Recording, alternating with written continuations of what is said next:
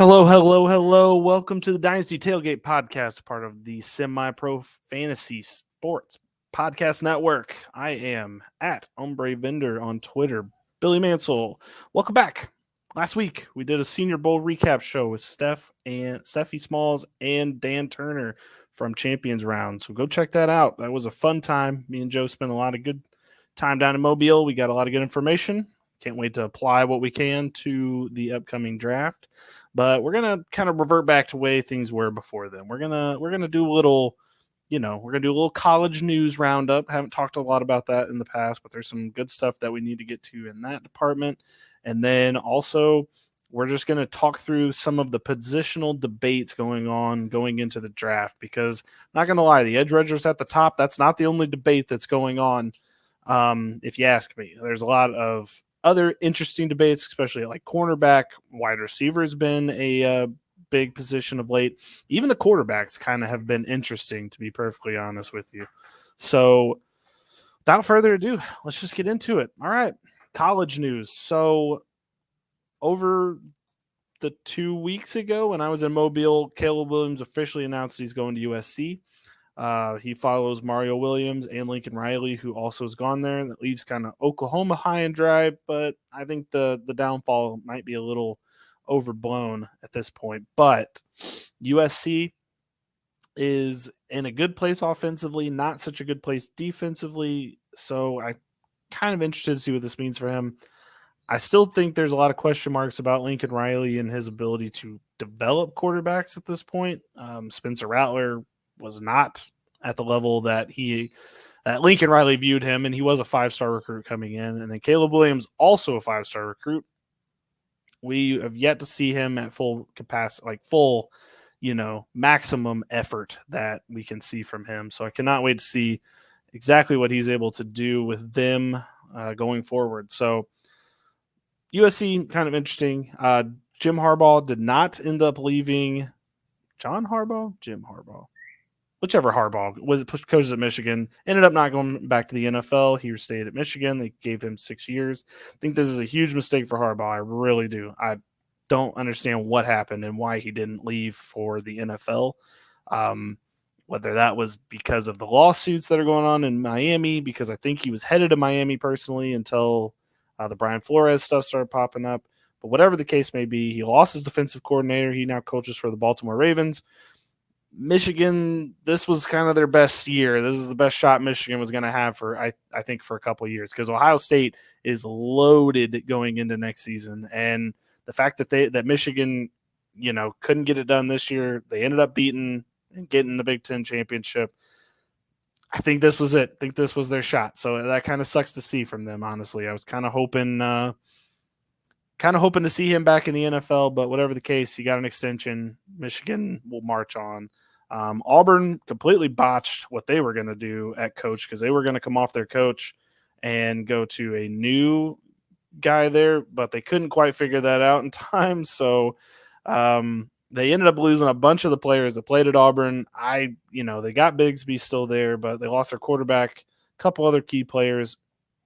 I guess we'll see. I think that was a huge mistake again for Auburn, but going into the future, we will see. So it's really all I got as far as college goes for now. There is some more stuff that we'll get into later, but just need to get those few little information bits out there, because I haven't gotten a chance to talk to him, because I've been kind of Senior Bowl oriented the last couple of weeks. So let's get into the meat of today's show. So the meat of today's show is the positional debates going on in the NFL draft right now for 2022. So we'll start right with the defensive ends, because that's kind of the big headline for this draft. Aidan Hutchison versus Kayvon Thibodeaux. Personally, the ceiling is higher for Kayvon Thibodeaux. For me, I will lay out so what happened to the Senior Bowl when we were there. A lot of conversations with the people there, not me personally, but these were relayed to me through other people, was that people think Kayvon Thibodeaux does not take football seriously, and they are worried that he has got his head in one place and maybe his heart in another when it comes to football. And they think Aidan Hutchinson's kind of gotten this like expanded ego about him. Not an ego, Aidan Hutchinson, but he's a very football-minded meathead guy. So for that reasoning, Aidan Hutchinson's going to be the first defensive end taken this year in the draft. He and Dan Campbell it's a match made in heaven with them.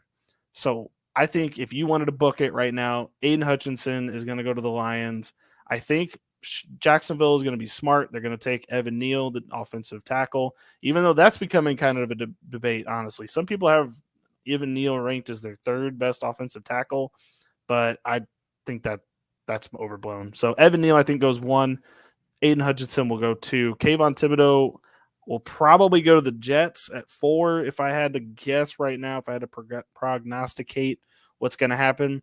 But here's where I need to just get it out in the open. Kayvon Thibodeaux is the better player. Aidan Hutchinson's floor is a very good tackler. You can see him in the future being like a 10 tackle guy, which for IDP purposes, which is what most of this, what we're talking about here, is very helpful. That is a very nice player to have on your team.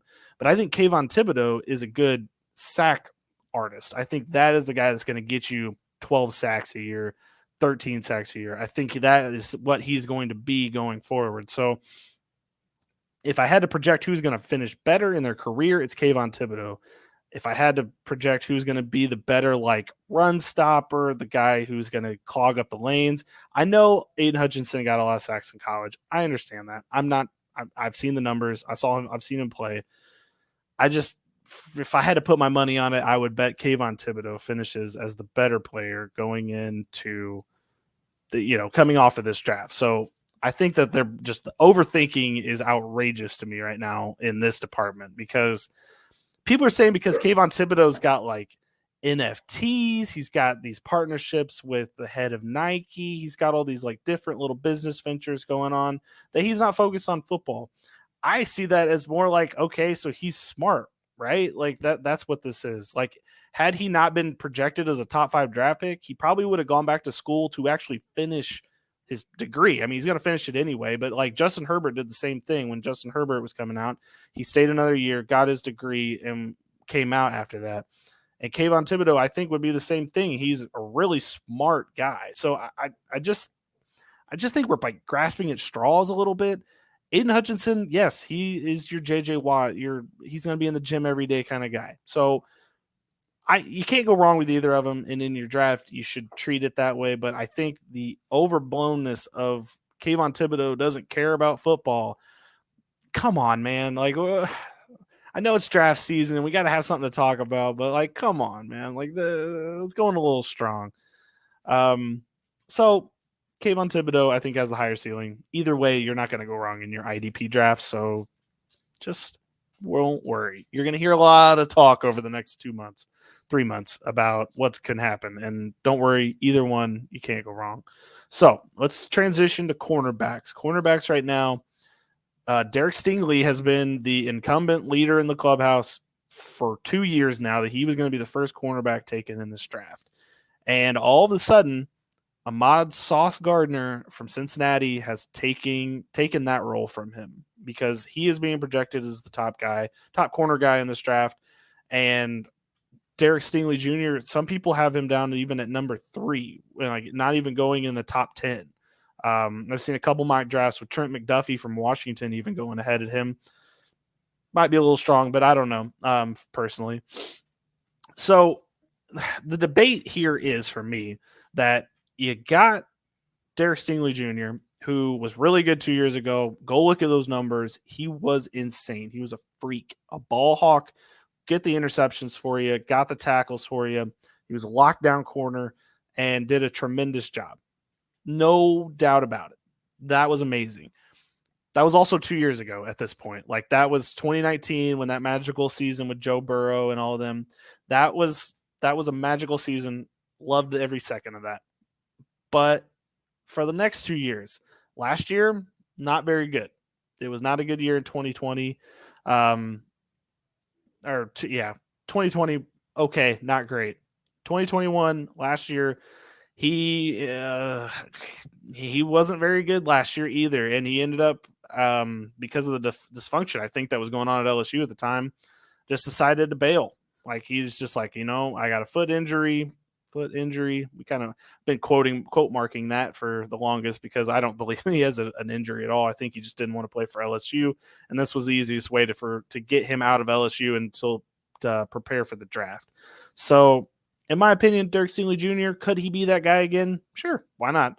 The problem is that allowed people like Ahmad Sauce Gardner to take that role. So, as you saw in the Alabama versus Cincinnati game, it's boring, I know, but if you need to go back and you want to go back and see what he's capable of, go back and watch what they did in that game. So him and Kobe Bryant, who was on the opposite side, they did not allow Bryce Young to throw the ball. They were like, if they won that game on the ground in the trenches and they ran, it was a good strategy, but Nick Saban also knew there's 2 NFL cornerbacks on each side of the field, and we're not going to be able to do what we normally do if we leave them in. So I think one time maybe Gardner got beat for a catch, but that's going to happen in the course of a game.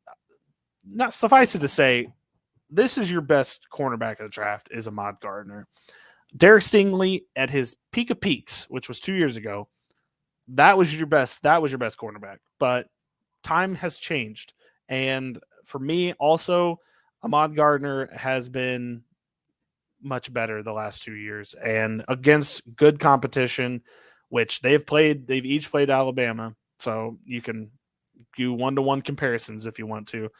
Ahmad Gardner was way better in this year. He was only a junior, so I think that could be good. As far as where he goes in the draft, now that's interesting. I've seen a couple people have him at like Carolina. They just took a first-round cornerback last year in J.C. Horn. That would be very interesting, but I wouldn't rule anything out with Matt Rule. He takes weird, wild swings. I think the Giants could use somebody like him. Their defense needs a revamp, so that would be nice, but we'll see. Okay, we'll just continue on with the defense. We've already done 2 defensive players. Let's just go to linebackers too. So this is Devin Lloyd versus Nakobi Dean. Devin Lloyd's stats and his abilities are insane. I agree. Like, here's the thing. I don't think you're going to go wrong with Nakobi Dean or Devin Lloyd. You're going to be fine either way. I really don't think so. It's really just a matter of what you like. Nakobi Dean, he is a little shorter. He's 6 foot tall, which for a linebacker, for most of us, that's okay. But, for a linebacker, you kind of usually want them in the 6'3", 6'4" range. But I think you would personally be fine if you took Nakobi Dean either way. He's got good hands. He's got the good ability to get to the quarterback. He played in an elite defense. So I don't think his numbers are indicative necessarily of what he is.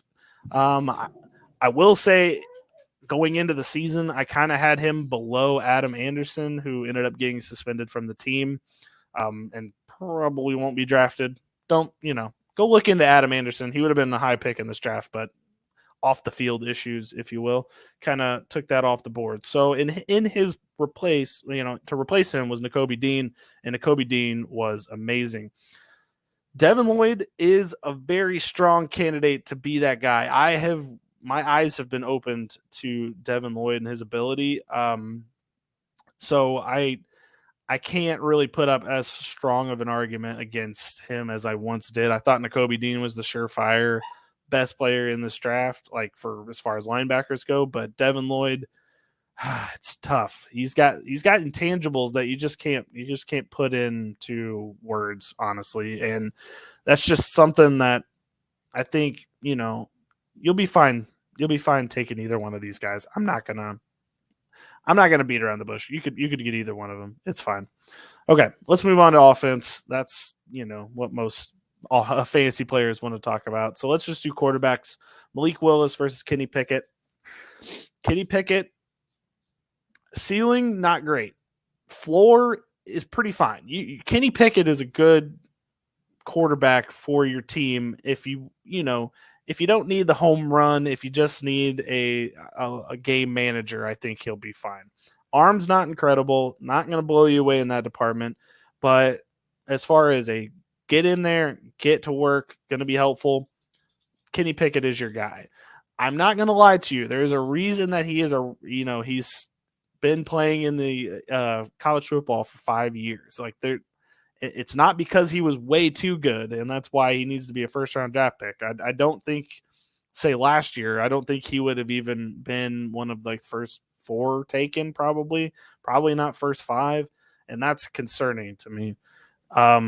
So I don't think that it's necessarily a bad thing if your team takes him. You got to lower expectations. And as far as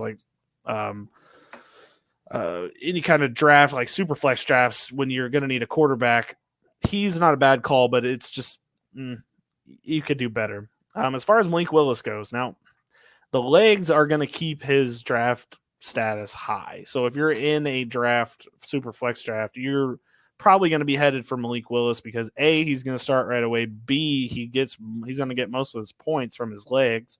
And if they could just develop his ability to throw, then I think that you're going to have a great quarterback there. A lot of people are saying Josh Allen. I get it. His accuracy he's having a similar problem with accuracy that Josh Allen did coming out of college, and that's kind of what you're going to be dealing with here when you get to Malik Willis as well. Malik Willis, I like his floor. I like his ceiling. His floor is dangerous. It's Jalen Hurts-esque. His ability to throw the ball accurately is concerning, and running is king here. So I think you're just going to have to live and die by his legs, at least for the first 2 seasons. And whatever team he goes to, hopefully it's a good developmental team, because if not, it's going to be dangerous. I would look for Pittsburgh to trade up for him. I really would. What we saw from Mike Tomlin and how interested he was in Malik Willis during Senior Bowl, I think that that's going to track, and that's going to mean a lot come draft time. They may trade up, so keep an eye on that. We'll do wide receivers. Treylon Burks versus Mr. Drake London. I know on this podcast I have pounded the table for Garrett Wilson. I think he's just going to go later, unfortunately. And I think the best comp for Garrett Wilson, and, I'm sorry, Browns fans, but I think Garrett Wilson could be an Odell Beckham Jr. So what you're looking at when you get Garrett Wilson is somebody who, can make these insane plays, can get by, cornerbacks, get by anybody and make plays. But this isn't a debate for him. I think you're whoever gets Garrett Wilson and wherever you draft him in your fantasy drafts, you're going to be fine in the long run of things. But to start out, Treylon Burks versus Drake London. This is a battle of the Titans. So you've got 2 guys that are similar to like AJ Brown and I don't want to say DK Metcalf, but like somebody who's tall like that can make a lot of catches. That's kind of a tough one. I guess kind of like Mike Williams from Clemson, maybe like that kind of thing. But he's got his route running is much better than Mike Williams was. So that is a kind of a tough ask to like a tough comparison, So whatever. But Treylon Burks, his comp is AJ Brown. That's what his comp to. He's very strong, very fast. He's not going to burn necessarily your cornerback, but I mean, everybody who's seen AJ Brown play, it's not really that he is a burner necessarily, but he could just create the separation that you would need. So I personally think Treylon Burks may be the best player, maybe the best wide receiver in this draft. So I think that's the route you have to take. Drake London has been my favorite this entire time because I think he is a 6'5" slot receiver, which when do you ever see that? I mean, Cooper Kupp was a 6'3" kind of slot-ish receiver, and we've seen what he was able to do this year. So add 2 inches to that and make him have the same hands, and you've got Drake London. So I'm hoping that Drake London ends up on a team that is a good throwing team, not necessarily a running team. I would hate for him to end up on like the Titan. Well, not the Titans, but like a team like the Titans where it's a running based, like him ending up on the Ravens. Like that would be a disaster. I would hate for that. Just because I'm not really sure that Lamar Jackson's going to be able to really, maximize his abilities. So I would hate to see that. But as far as that goes, Treylon Burks, younger, not stronger, but he is good enough. And plus, Drake London's got the injury that he's coming back from, so there's going to be a little hesitancy there. not necessarily from me, but from everybody else that's drafting, maybe there's a little hesitancy there. I've just seen too many plays from Jake London where he's just flat out stronger than the other player. And as far as 50-50 balls go, I mean, Drake London, geez, I mean, he's 6'5", he's going to tower over any player or cornerback that you put on him. He's just a freak of nature. So, yeah, I still think the Eagles for Drake London. That's just, don't tell that to Josh because he's going to freak out about it. But I think that would be the route that you take if you are them. I think the Eagles go Drake London, and I don't know. I can't really project where Treylon Burks is going to go. It's going to be higher than that. Maybe Atlanta, something like that, where they just trade in Calvin Ridley because I think they're going to trade him probably, and they just get Treylon Burks from that. So let's move on to running backs. We'll finish out with that. Oh, tight ends too. Oh, we'll do tight ends real quick because it's short in my opinion. You got Likely, you got McBride. Both options, again, they're razor thin. It's just who you like more. And in my opinion, I know that Likely has been one of my favorites coming out of the draft process, but McBride is your big catch guy. I think right away you're going to be able to get value from him in your fantasy drafts. I would take McBride right now. We'll see where he goes in the draft. I don't think it's going to be the first round. It's probably a second round, him and Likely, I would say. Probably second round. But that's just a guess of mine. Likely is, former basketball player. You always like to see that in the tight end. We always remember the Julius Thomas situation when he was there. He was a basketball player turned tight end. That's what Isaiah Likely is. So I think that could be a fun little wrinkle. And at Coastal Carolina, he was unstoppable. But Trey McBride, 1,100 yards speaks for themselves. Everybody knew the ball was coming to him. He's 6'5". He can run block. He's going to be a good productive tight end in the league. So I cannot wait to see him at the next level. And hopefully he gets drafted to a good place as well, because that's the kind of the crutch of all of these arguments is that wherever they get drafted to, you're going to need either a good quarterback or a situation where they focus on the tight end, kind of like San Francisco, for example. Jimmy G, okay quarterback, but they focus on Kittle, which is what you need when you get to that. So we'll finish up with the running backs. We got Isaiah Spiller. We got Breece Hall. I'm going to lean Breece Hall at this point. I think that's a for sure 3-down back that, you can use at the next level. He's bowling ball, good yardage, potentially could be Le'Veon Bell. Not sure I love that comparison yet, but I'm feeling it out right now. He's got good hands. He's got the ability to rush out of the backfield. He's good at run blocking. He's got the weight to be able to withstand a pass rush for a little bit, so that's good for what you need from a running back. But Isaiah Spiller is interesting to me because I think he could end up being the better player of the two. The only concern I have for Isaiah Spiller is that he's going to end up being put into a committee kind of situation. So, here is the problem I have. Nick Chubb, for example. We all know Nick Chubb can be a 3-down back, but they don't use him that way, right? So, it's kind of hard for you to say Nick Chubb's value is at this level when he's always going to be capped at this level by the offense that he's in with Stefanski. So, I'm afraid that Isaiah Spiller is going to be put into a situation like that, where he is going to have his what his ability is capped at a certain spot because the offensive coordinator wants to get cute with multiple running backs. Maybe he wants to use them in another specific way. He could be a 3-down back. I just would love to see him not go to a situation where it's not like that. If he ends up in Buffalo, for example, darn well they're going to have Singletary and Spiller spelling each other out, and they're never going to have anything. But if Isaiah Spiller ended up in Miami, for example, put him in that situation, honestly, whichever of these rookie quarterbacks ends up in Miami, you need to be able to, you can probably book that player as a top 3 pick because, that offense is going to be very conducive to a running back in that environment, very run heavy, very play action pass for Tua. And that running back is going to get work. So you've already seen Jalen Waddle is, They've said that he's going to be used a lot. I think you're going to have a similar situation with whatever running back goes there. They're going to need one with hands, which is why I think Breece Hall makes the most sense because he's a 3-down back that they're going to have available at that position. And I think that, if Breece Hall goes there, that's going to make Breece Hall's value go up a ton because it's just he is going to be very useful in that situation.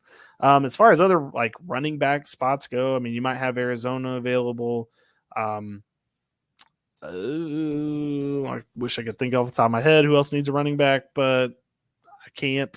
Maybe the Giants if they don't totally believe in Saquon, something like that. Maybe San Francisco wants to add yet another running back to their mold. I don't know. We'll see. Seattle probably definitely needs a running back because I don't think Chris Carson's going to hold up for another year. Neck injuries are dangerous. So if they ended up with like Isaiah Spiller, for example, Pete Carroll, you've seen how he's used running backs in the past. That would be very cool as well. So that is all the positions I got for today. We're not going to get to offensive line. I'm sorry. I love offensive linemen as much as the next person, but yeah. And we're also not going to do safeties because Kyle Hamilton's so far and above the other safeties in this draft that like it's not really. I'm not even going to try to argue the other side of that because I don't think that it's possible. So I'm going to end this just with saying, like, I've seen Kayvon Thibodeaux as I've made a bet on my Twitter that if Kayvon Thibodeaux goes outside of the top 5 in the draft, if he goes number 6 or later, I will take 5 fireball shots. That's not lying. I'm not lying because that would be the biggest, stupidest mistake ever. Facts. So I don't care. I'm putting that bet behind it.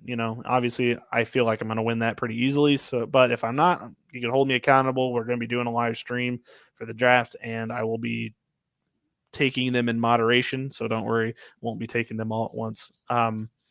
But another thing I wanted to say at the end of this, so the Penei Sewell versus Jamar Chase draft debate from last year has kind of been put to rest. I would like to point out, I just want to point this out for the people that victory lapped on my ass on Twitter about how, Jamar Chase got him to the Super Bowl. Just want to point out, Jamar Chase would only be lucky and get into that position since Joe Burrow didn't get hurt. Joe Burrow got sacked the most in the NFL this season, and he almost broke the record for the most times sacked in the postseason. Just need to reiterate that had the O-line been better, maybe he wouldn't have been in those situations. Now, you can come back at me, whoa, Billy, they made the Super Bowl. I guess you're still wrong, right? And if you ran 1,000 simulations, 999 of those would have Joe Burrow getting injured in one of those games because you cannot get sacked or hit that many times and not come out unscathed. Well, guess what? This was the one simulation that made it through the 1,000 that actually ended up hitting correctly and allowed them to make it to the Super Bowl because he did not get hurt, which allowed Jamar Chase to flourish in the offense because he didn't have to worry about the backup quarterback who was not going to be able to throw Jamar Chase the ball as accurately as Joe Burrow was. So I hear you. You all can claim to be right this time. I will allow it. That is fine. But I will say this. I don't think that they're going to get back there unless they address this O-line because there is no shot that they can repeat success with this exact same team. They were very fortunate to be able to get where they did. So I still think that Penei Sewell would have been the better choice in the long run because Joe Burrow will not be in the league long term if they don't find a solution on that O-line. And I think Giants fans, for example, can probably relate. They need O-linemen too, and their quarterback has not been healthy. So everything had to land perfectly for that to happen, Bengals fans and Jamar Chase truthers who wanted to tap dance on my Twitter grave. But, it is what it is. Anyway, so we got the Combine coming up in 2 weeks. I will be doing a preparation podcast for that next week where we're just going to run down some of the list of the people I haven't talked about. Deshaun Corbin comes to mind. He was really good in the East-West Shrine Bowl.